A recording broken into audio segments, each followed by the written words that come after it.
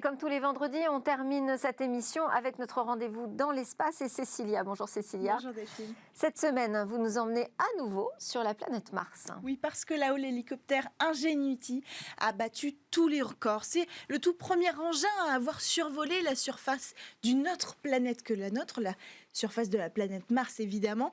Alors son premier vol historique, c'était le 19 avril dernier, mais depuis, il y en a eu 3 autres.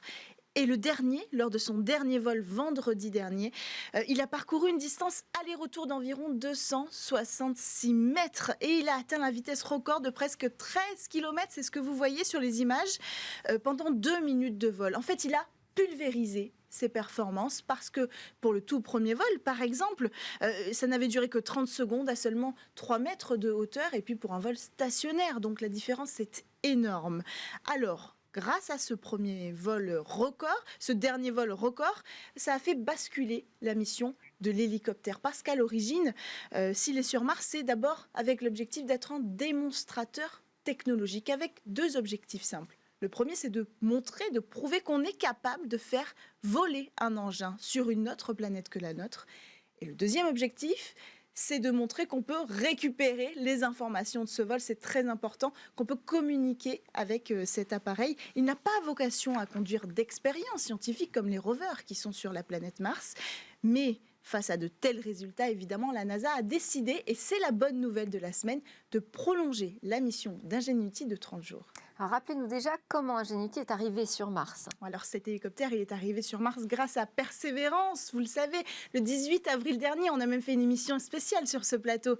Le 19 février, pardon, j'ai dit 18 avril, mais c'était le 18 février. Il a traversé l'espace dans un voyage de près de 500 millions de kilomètres, caché dans le ventre de Persévérance. Finalement, le 4 avril, il a pu quitter le châssis du rover pour toucher le sol martien. Et il est resté là quelques jours, survivant à ses toutes premières nuits sur la surface de la planète rouge, parce que c'est pas évident.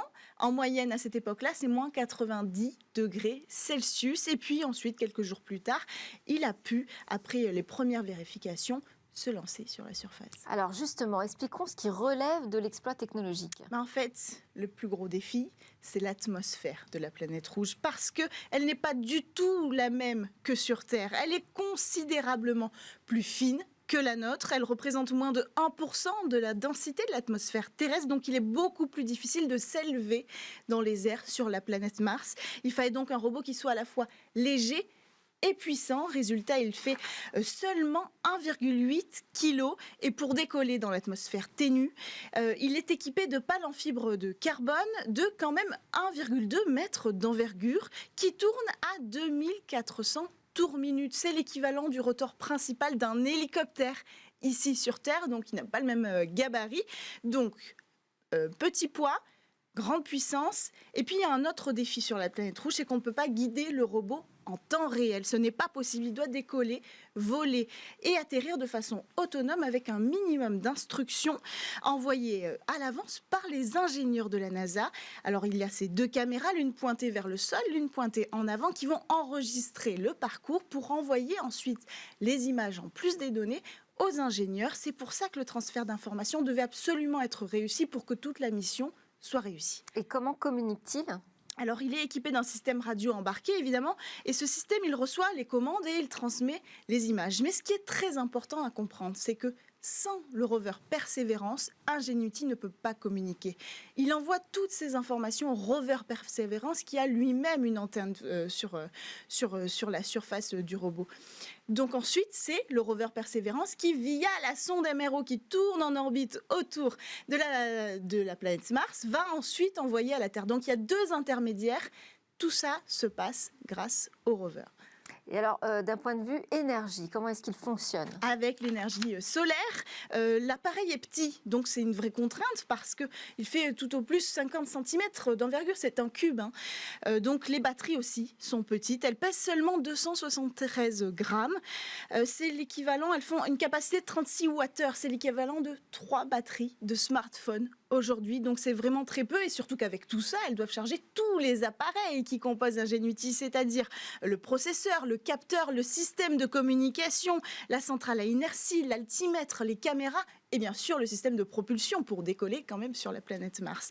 En plus de ça, il faut qu'il survive cet hélicoptère aux nuits. J'en ai parlé tout à l'heure. Donc la nuit, il va dépenser de l'énergie pour garder une température minimale pour ne pas geler littéralement sur place, ce qui limite les temps de vol parce que le matin, il faut qu'il recharge ses batteries qu'il a dépensées la nuit. Ensuite, il pourra voler, mais il ne peut pas voler trop tard parce qu'avant de retourner se coucher, si j'ose dire, il faut encore qu'il recharge ses batteries pour affronter la nuit suivante. Donc résultat, 1/3 seulement de l'énergie d'Ingenuity est dédiée concrètement au vol et en plus il est très limité par ses propres capacités, il faut le dire. Autre contrainte, puisqu'il utilise les caméras pour se guider, il ne peut pas voler la nuit et s'il y a trop vent, puisqu'il est petit, il ne pourra pas voler non plus. Donc maintenant on connaît bien ses capacités, de quoi il est capable, à quoi va-t-il servir? Maintenant il va passer en phase opérationnelle. Une nouvelle phase durant laquelle l'hélicoptère va effectuer bien des missions de reconnaissance pour l'astromobile Persévérance au début de sa mission scientifique puisqu'elle ne fait que débuter. Ils vont travailler en équipe, il va servir de compagnon au rover, il pourra partir en éclaireur par exemple, vérifier la viabilité d'un parcours, vérifier qu'il n'y a pas d'obstacles, qu'il n'y a pas de rochers, qu'il n'y a pas de contraintes qui obligeraient Persévérance à changer son parcours. Grâce à ces caméras, on peut faire des modélisations géographiques, des cartes 3D, des évaluations géologiques et donc ça va être un véritable compagnon de route du rover Persévérance qui va permettre aussi de préparer les futures missions et qui va accompagner Persévérance dans sa mission principale qui est, je le rappelle quand même, de trouver une trace de vie passée ou existante biologique sur la planète Mars.